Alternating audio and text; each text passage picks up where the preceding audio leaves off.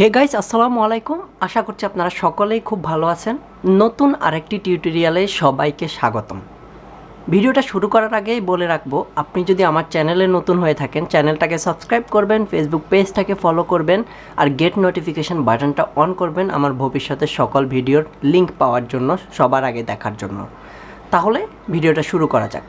আজকের ভিডিওতে আমরা দেখব হচ্ছে কিভাবে স্টেপ বাই স্টেপ একটা শর্ট কি বলা যায় টপস আপনি ক্রিয়েট করতে পারেন এবং সেটা কিভাবে এই সুন্দর ডিজাইনার লেসটা বসিয়ে কিভাবে একটা ইউনিক লুক দেওয়া যায় সেটা দেখানোর ট্রাই করব আপনাদেরকে। সচরাচর আমরা হচ্ছে পাঞ্জাবি স্টাইলের যে শর্ট কামিজগুলো হয় ওই রকমই এই কামিজটাও হবে। তো আপনারা অবশ্যই ভিডিওটাকে না টেনে ফার্স্ট থেকে একদম লাস্ট পর্যন্ত দেখবেন, সেই অনুরোধ রইল। আর ভিডিওটাও ভালো লাগলে অবশ্যই শেয়ার করতে ভুলবেন না আপনার ফ্রেন্ডস এবং ফ্যামিলির সাথে, তাহলে যারা হচ্ছে ফ্যাশন রিলেটেড কাজ করার চিন্তাভাবনা করতেছে তাদের জন্য একটু ইজি হবে। তো আজকে হচ্ছে কমপ্লিটলি কাপড়টাকে আমি এখনও রেডি করি নাই, অ্যাট ফার্স্ট রেখে দিলাম, যেহেতু আমরা হচ্ছে লেসটাকে বসাবো এটাতে, আর হচ্ছে এটাতে একটা ইউনিক লুক দিব কুচি দিয়ে। তো আমি হচ্ছে কাপড়টাকে খুলে নিয়ে এটাকে আমরা হচ্ছে বেশি চওড়া করব না, বেশি একটু ঘের দিব না, আমরা হচ্ছে কম ঘেরের মধ্যে এই ড্রেসটাকে বানানোর ট্রাই করব। তো আমরা হচ্ছে যেহেতু ড্রেসটা অত বেশি মোটা মানুষের জন্য বা হেভি মানুষের জন্য না, তো আমি হচ্ছে কমপ্লিটলি এখানে প্রায় 20 ইঞ্চির মতো ঘের দিব। তাহলে হচ্ছে আমি প্রায় হচ্ছে 22 ইঞ্চির মতো নিয়ে এটাকে হচ্ছে এই যে ডাবলে হচ্ছে 22 ইঞ্চি, তার মানে হচ্ছে 11 ইঞ্চির মতো নিয়ে তারপর আমাকে ভাঁজটা করতে হবে। ভাঁজটা করেই হচ্ছে আমি আয়রনটা করে নিব। কাপড়টাকে আমরা হচ্ছে 22 ইঞ্চির মতো করে নিয়ে এবার হচ্ছে পুরোটাকে আয়রন করে নিতে হবে এট ফার্স্টে, যাতে কাপড়টা কাটিংয়ের সময় খুব সুন্দরভাবে কাটিং করা যায় আর হচ্ছে ইজিলি কাটিং করা যায়। কাটিংয়ের সময় যাতে কোনো দিকে কম বেশি বা বাড়তি না থাকে। অনেকেই আয়রন করা ছাড়া কাপড় কাটিং করে, বাট যাদের আয়রনের স্বল্পতা আছে বা আয়রন নেই তারা হচ্ছে করতে পারে। বাট কিন্তু আপনি যখন একটা পারফেক্টলি কাজ করবেন, ফিনিশিং একটা কাজ করবেন, তখন অবশ্যই আয়রনটা করে নেবেন, তাহলে জিনিসটা আরও বেশি বেটার এবং পারফেক্ট হবে, কাজের মধ্যে সৌন্দর্যটা আরও বেশি ফুটে উঠবে। এরপর আমি হচ্ছে এক্স্যাক্টলি আপনাদেরকে যেভাবে দেখাবো ঠিক সেভাবেই করতে হবে। অ্যাট ফার্স্টে হচ্ছে উপরের দিকে কাপড়ের যদি কম বেশি থাকে, ওই জন্য আমি অলওয়েজ যে কাজটা করি, কাপড়টাকে একদম কমপ্লিটলি সোজা করে নিই, এরপর বাহিরের অংশটুকু কাটিং করে ফেলে দিব। এটা হচ্ছে অ্যাট ফার্স্টের কাজ। এরপর আমার কাজটা হচ্ছে উপরে যেহেতু আমি জামাটার 1/2 ইঞ্চি সেলাইয়ে চলে যাবে, তাহলে হচ্ছে 1/2 ইঞ্চি বাদ দিয়ে জামাটা কতটুকু লম্বা সেটা মেজারমেন্ট করে নিব। আমি হচ্ছে জামাটা মেজারমেন্ট করে জামাটা হচ্ছে 32 ইঞ্চি লম্বা বানাবো, বেশি লম্বা বানাবো না। আমি আগেই বলে দিছিলাম যে আর এই টাইপের ড্রেসগুলো বেশি লম্বা হয় না। আমি এই 32 ইঞ্চি বরাবর লম্বা বানাবো। আর হচ্ছে এদিকে প্রায় এইদিকেও কিন্তু আমি বেশি কিন্তু একটু রাখবো না, প্রায় 1/2 ইঞ্চির মতোই রাখবো।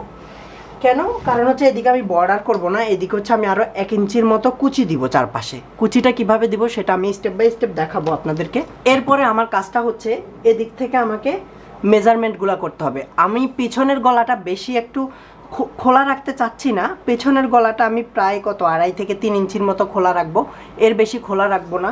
তার মানে আমার শোল্ডারটা হচ্ছে 14 ইঞ্চি, আমি 14 ইঞ্চি বরাবরই রাখতেছি, এর চেয়ে আর বেশিও রাখবো না কমও রাখবো না, 14 ইঞ্চি বরাবর রাখতেছি। আর এইদিকে হচ্ছে আমি গলাটা হচ্ছে 3 ইঞ্চির মতো এইদিকে হচ্ছে খোলা রাখতেছি, মানে হচ্ছে শোল্ডারের দিকে আমি 6 ইঞ্চির মতো গলাটা খোলা রাখবো।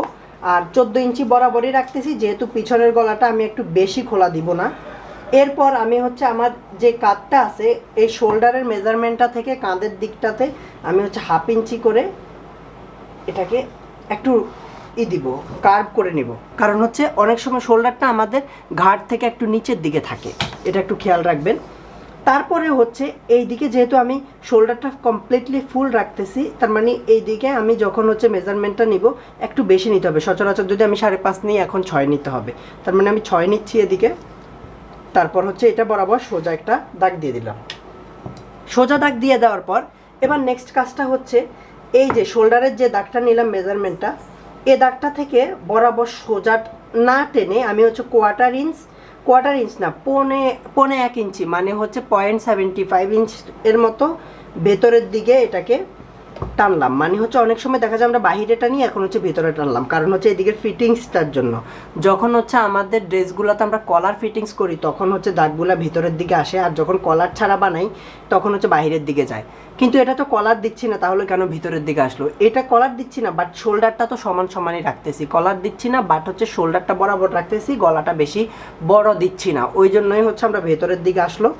এবার হচ্ছে আমরা হচ্ছে ড্রেসের মেজারমেন্টটা করব, কমপ্লিটলি কতটুকু ড্রেসটা নিব আমাদের। এখানে কিন্তু আমি হচ্ছে কমপ্লিট একটা মেজারমেন্ট নিয়ে রাখছি, যেটা হচ্ছে ওনাদের যতটুকু দরকার।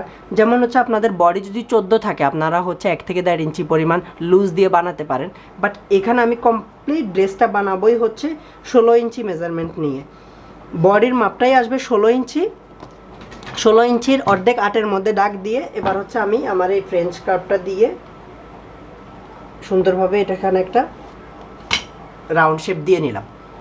এই রাউন্ড শেপটা দেওয়ার পরে আমাকে হচ্ছে এখানে আর্মহোলটা মেপে নিতে হবে। আমি কিন্তু মাপার জন্য অলওয়েজ খেয়াল রাখবেন 1/2 ইঞ্চি ছেড়ে মাপতেছি, কারণ আমার স্টিচটা এই জায়গাটাই হবে, সেলাইটা আমি এই জায়গাতেই করবো। আমার 7.5 ইঞ্চি দরকার ছিল, বরাবর 7.5 ইঞ্চি আছে। 1/2 ইঞ্চি সেলাই যাওয়ার পর আমার হচ্ছে আর্মহোলের মাপটা 7 ইঞ্চি থাকলেই যথেষ্ট। এরপর আমার কাজ হচ্ছে পাশে জামাটা কতটুকু বন্ধ থাকবে। পাশে জামাটা কিন্তু আমি এখানে 12 ইঞ্চির মতো বন্ধ রাখবো, তাহলে 1/2 ইঞ্চি সহ 12.5 ইঞ্চিতে একটা দাগ দিলাম। এরপর হচ্ছে এটাকে আপনি ডাবল করে নেবেন, যতটুকুই হয় তার থেকে 1/2 ইঞ্চির নিচে হচ্ছে পেটের মাপটা দিবেন। আমি 6.5 দিচ্ছি এটা। দেওয়ার পর এই দুইটা দাগকেও আমি সোজা করে নিচ্ছি। এরপর কোমরটা কতটুকু হবে, কোমরটাও ঠিক একদম লুজ ফিটিংস সহই হচ্ছে 16 ইঞ্চি, তার মানে ডাবলে হচ্ছে অর্ধেকে 8 ইঞ্চিতে দাগটা দিলাম আমরা। আর পেটের মাপটা হচ্ছে আমরা হচ্ছে 13 ইঞ্চি মাপ দিব, যেটা হচ্ছে 6.5 ইঞ্চি। বাট আমি কিন্তু এখানে 6.5 ইঞ্চি তো বরাবর আমার মেজারমেন্ট, কিন্তু হচ্ছে 1 ইঞ্চির আরও একটু এক্সট্রা রাখবো, কারণ হচ্ছে আমি এখানে টিকিন দিব। টিকিন দেওয়ার পরে এই 1 ইঞ্চি এক্সট্রা হয়ে শেষমেশ 6.5-এই টিকবে। তার মানে আমি এই 6.5 মেজারমেন্ট নেওয়ার পরে এখানে আরও 1 ইঞ্চি এক্সট্রা দিছি। এরপর আমার নেক্সট কাজটা হচ্ছে সবগুলো মেজারমেন্টকে একসাথে মিলিয়ে নেওয়া। এই দুটো দাগকে প্রথমে, এরপরে এ দাগটাকে। এবার হচ্ছে আমি এই দিকের মেজারমেন্টগুলোকে মিলাবো। মেজারমেন্টগুলোকে মেলানোর জন্য আমার কাজ হচ্ছে, আমি বললাম যে বেশি ঘের দেওয়া যাবে না এই ড্রেসগুলোতে, যে ড্রেসটা আমি বানাচ্ছি এখন। তো আমি হচ্ছে 20 ইঞ্চির মতো ঘের দিব, তাহলে 10-এ ডাবলে হচ্ছে 10 ইঞ্চি। ডাবলে 10 ইঞ্চিতে মেজারমেন্টটা দেওয়ার পরে আমাকে এখন কাজ করতে হবে এই কোমর থেকে নিচ পর্যন্ত স্কেল দিয়ে সোজা এখানে আগে মেজারমেন্টটা দিয়ে দেওয়া। এবার কাজ হচ্ছে কমপ্লিটলি আমি হচ্ছে এখানে একটা রাউন্ড শেপ দিব। তো আমি এই রাউন্ড শেপটা এই ফ্রেঞ্চ কাট দিয়ে, ফ্রেঞ্চ কাটটা ছোট আছে ওই জন্য ওটা দিয়ে না দিয়ে আমি কতটুকু রাউন্ড করতে চাই সেটা আমি আমার হাতের সাহায্যেই করে নিচ্ছি। এবার এটা হচ্ছে আমার কমপ্লিটলি একটা রাউন্ড শেপ। এই কমপ্লিটলি রাউন্ড শেপটা যখন আমি ড্রেসটাকে কমপ্লিট করব এতটুকু থাকবে, বাট এটার বাহিরে আরও 1/2 ইঞ্চি পরিমাণ আমাকে রাখতে হবে সেলাইয়ের জন্য। আর এটার পাশে আমি কিন্তু কুচি বসাবো, ডাবল কুচি বসাবো 1 ইঞ্চি পরিমাণ। তো এটাকেই হচ্ছে আমি কমপ্লিটলি এভাবে কোমরের থেকে 1/2 ইঞ্চি পরিমাণ নিয়ে তারপরে হচ্ছে ঘুরাই নিব, কারণ হচ্ছে এর চেয়ে বেশি যদি আপনি এই জামার ঘেরটা দেন তখন আর ভাল লাগবে না। এই কারণ হচ্ছে এর পাশে আরও 1 ইঞ্চির পরিমাণ যখন কুচি বসবে তখন এটাকে আরও একটু বড় মনে হবে। এরপর আমাদের নেক্সট কাজটা হবে হচ্ছে এখানে এটাকে যদি আমরা সামনে পিছনেই দিয়ে রাখি, এখানে ডাবল কত 7.5 ইঞ্চি, 3.5 ইঞ্চি, তো এই 3.5 ইঞ্চি। ওকে, এখান থেকে এখানে যা ডাবল আছে এটার একদম অর্ধেকে আসলাম। এরপরে হচ্ছে আমরা 1 ইঞ্চি পরিমাণ হচ্ছে এটা দিব, টিকিনটা দিব। উপরের থেকে প্রায় 9.5 ইঞ্চির নিচে থেকে আমরা হচ্ছে টিকিনটা দেওয়া শুরু করব। আর হচ্ছে টিকিনটা দিবই হচ্ছে প্রায় 6.5 ইঞ্চির মতো। ওকে,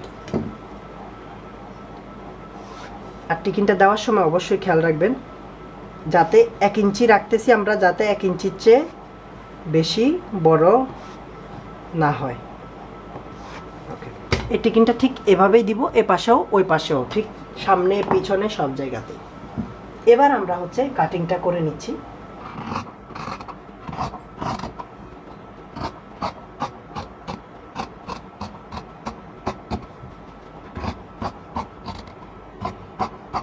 এতটুকু আসার পরে আমি কিন্তু এই দিকে কিন্তু বেশি পরিমাণ অংশ রাখবো না, এই দিকে প্রায় হচ্ছে 1/2 ইঞ্চির মতোই রাখবো, এর চেয়ে বেশি আমি রাখবোই না। কারণ হচ্ছে এদিকে হচ্ছে আলাদা একটা কুচি দিয়ে তারপর হচ্ছে এটাকে ফিনিশিং করতে হবে, ওটা একটু মাথায় রাখবেন।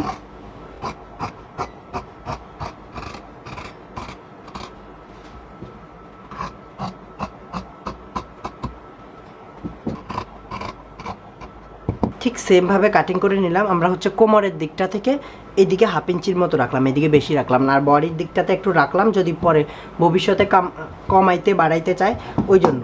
আর এই বডির মেজারমেন্টটা হচ্ছে এটা।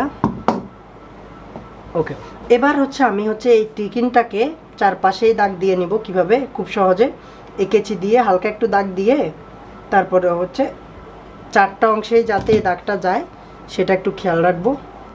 এই যে সেম সেম সেম। এরপর আমি হচ্ছে ড্রেসটাকে খুলে নিয়েও সেম সেম।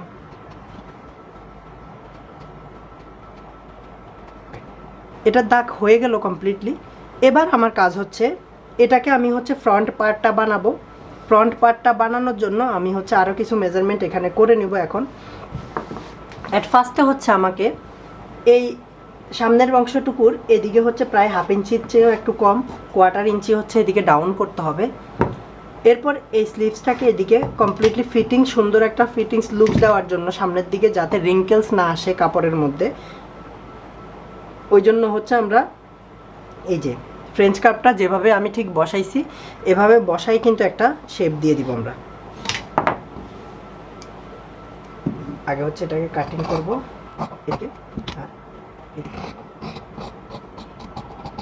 যারা নিয়মিত আমার ভিডিওটা ফলো করে তারা জানে হচ্ছে এই জিনিসটা আসলে কেন কাটতে হবে। আর এরপরে আমি যেহেতু উপরের থেকেও কমাইছি এদিকেও বাড়াইছি ওই জন্য আর এটা ছোট হবে না, এটা কমপ্লিটলি সমান পরিমাণেই হবে। এটা হচ্ছে আমার সামনের মেজারমেন্টটা হয়ে গেল। এবার হচ্ছে স্লিভসটাকে কাটিং করব। স্লিভসটাকে আমি হচ্ছে এখানে কাপড়টা ডাবল ভাঁজ ছিল সেটাকে আবার ডাবল ভাঁজ করে রেখেছি, কারণ হচ্ছে যতটুকু স্লিভস লাগবে ঠিক ততটুকু অনুযায়ী কাপড় রাখতে হবে। তো স্লিভসটা হচ্ছে আমাদের কোনইয়ের উপর পর্যন্ত হবে, বেশি লম্বা হবে না স্লিভসটা। অ্যাট ফার্স্টে আমাকে হচ্ছে স্লিভসের উপরে হচ্ছে 1/2 ইঞ্চি সেলাইয়ে যাবে, তো ওই জন্য 1/2 ইঞ্চি পরিমাণ এক্সট্রা রেখে দিলাম আমি।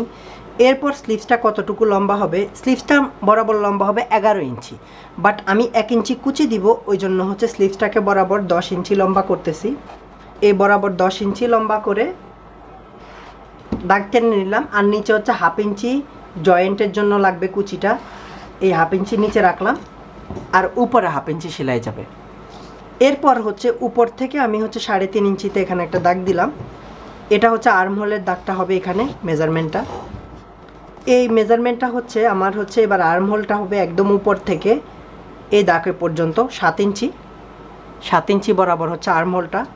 আর হচ্ছে এইদিকে আমি স্লিভসের উপরের মেজারমেন্টটা কতটুকু রাখবো, উপরে আমি 5 ইঞ্চি রাখবো আর এই দিকে হচ্ছে 4.5 ইঞ্চি রাখবো। এটা যে মেজারমেন্টটা সেটা ঠিক অর্ধেক আর কি। এরপরে এই 3টা দাগকেই হচ্ছে এখন জয়েন্ট করে নিব। ওকে, এবার এই দাগগুলাকে অনেকে বলে এই দিকের রাউন্ড শেপটা তাদের সুন্দর হয় না। অ্যাট ফার্স্ট আমি বলবো যে এদিক থেকে 1/2 ইঞ্চি করে এদিকে একটা দাগ দিতে, এরপর এদিক থেকে প্রায় 3 ইঞ্চির মতো রাখতে, এরপর এই দাগটাকে এই দাগটার সাথে জয়েন্ট করে দিতে। জয়েন্ট করে দেওয়ার পর এখানে যে এটা ক্রিয়েট হবে এদিকেই হচ্ছে একটা রাউন্ড শেপ দিয়ে নেন। এবার এটাকে আমি কাটিং করতেছি দেখুন। আর এদিক থেকে এই 1/2 ইঞ্চি রেখে পুরোটা কাটিং করতেছি। এটা হচ্ছে আমার স্লিভসের কাটিংটা হয়ে গেল। আর এদিকে আর্ম হোলটা যে দিব, আর্ম হোলে সেলাইটার জন্য এদিকে দাগটা হয়ে গেল। আর এটা হচ্ছে মিডল পয়েন্ট। স্লিভসের মধ্যে আমরা যে সামনের অংশের যে গোলপাটটা দিই সেটা হচ্ছে সেলাই করার সময় দিব, এখন দিব না। সব কিছু জরুরি না যে সবসময় কাটিংয়ের সময় দিতে হবে, আপনি সেলাই করার সময় কিছু জিনিস যদি আপনার সুবিধা হয় তখন কাটিং করে নিতে পারেন। এই স্লিভসটাও কাটিং হলো। এবার আমরা হচ্ছে জাস্ট কমপ্লিটলি কুচিটা যে দিব, কুচিটার জন্য কাপড়টাকে এখন কাটিং করে নেব। যে কাপড়টা আছে এই কাপড়টাকে কমপ্লিটলি ভাঁজ করে নিয়ে এবার হচ্ছে ঠিক যতটুকু পরিমাণ কুচি হবে তার চেয়ে আরও 1/2 ইঞ্চি এক্সট্রা করে নিয়ে আমি হচ্ছে 1 ইঞ্চি পরিমাণ কুচি দিব। তার মানে আমি এখানে আরও 1/2 ইঞ্চি এক্সট্রা নিয়ে হচ্ছে 1.5 ইঞ্চি ডাবল, যেহেতু ডাবল কুচি হবে তার মানে 3 ইঞ্চি পরিমাণ নিয়ে পুরোটাতে আমি হচ্ছে দাগ দিয়ে নিব। এরপরে হচ্ছে কাটিংটা করব আর কি।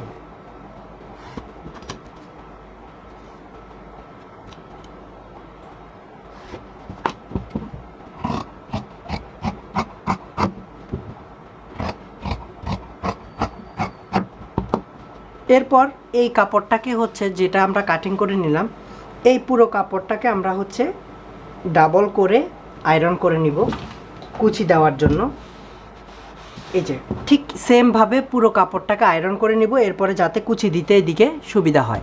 তো ভিডিওটাতে তো আমরা কমপ্লিটলি কাটিং দেখলাম, বাট এটাকে কমপ্লিটলি শেষ করার আগে আমাদেরকে এখন হচ্ছে বক্রম কাটিং করে নিতে হবে জামার গলাটাকে সেট করার জন্য। সো আমরা হচ্ছে যেহেতু চারপাশে কুচি দিতে হবে জামাটার, তো চারপাশে কুচি দেওয়ার জন্য যথেষ্ট পরিমাণ কাপড়কে ডাবল করে আয়রন করে নিয়েছি যাতে পরবর্তীতে কোনো শর্টেজ না হয়। এরপর হচ্ছে আমরা বক্রমটা কাটিং করে নিব। বক্রমটা কাটিং করে নেওয়ার জন্য অ্যাট ফার্স্ট হচ্ছে একটা একটা করে গলা কাটিং করতে হবে আমাদেরকে। আমি অ্যাট ফার্স্টে হচ্ছে পিছনের গলাটা কাটিং করব। 3 ইঞ্চি হচ্ছে আমার শোল্ডারের দিকে যাবে।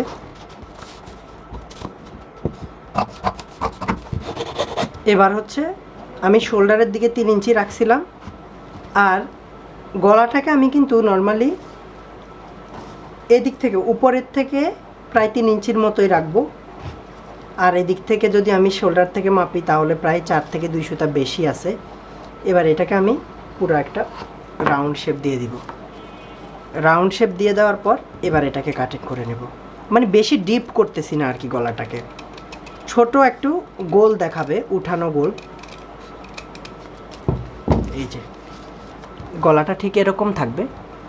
এরপরে যতটুকু চওড়া আমি দিতে চাচ্ছি ঠিক ততটুকু চওড়া নিয়েই হচ্ছে এটাকে কাটিং করব। প্রায় 1 ইঞ্চির মতো রাখতেছি।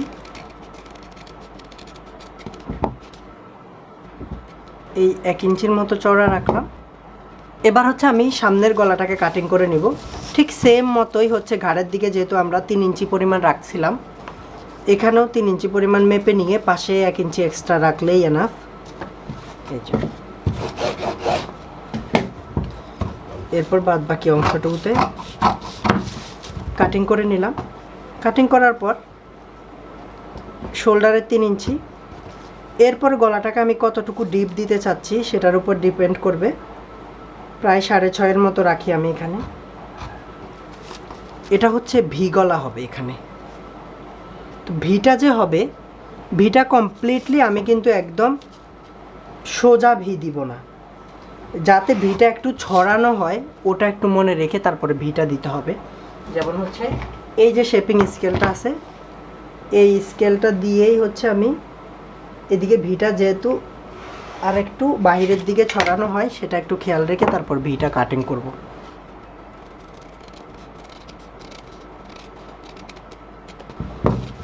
এই যে ঠিক সেমভাবে এভাবে ভিটা দিব, কিন্তু ভিটা কিন্তু প্রাণ করব না, বাট ভি গলাই দিব। এবার এটাকেও ঠিক সেমভাবে 1 ইঞ্চির মতো রেখে কাটিং করে নিচ্ছি, আর উপরের থেকে ফিনিশিংটা দিয়ে নিলাম। এই দুটো গলাকে দিয়েই হচ্ছে আমাকে জামাতে গলাটাকে ঠিক করতে হবে, ক্যানভাসটা বসিয়ে বক্রমটা দিয়ে। কমপ্লিটলি কাটিং তো শেষ। এবার হচ্ছে আমরা স্টিচিংটা কিভাবে হবে সেটা দেখতে হলে অবশ্যই ভিডিওটাকে লাইক দিয়ে সামনের দিকে দেখতে থাকুন, আর কিভাবে এই সুন্দর লেসটাকে বসাইতে হবে সেটাও আমি স্টেপ বাই স্টেপ আপনাদেরকে দেখাবো। ভিডিওটা দেখতে থাকুন। এরপর আমরা মেশিনে হচ্ছে স্টিচটা করব।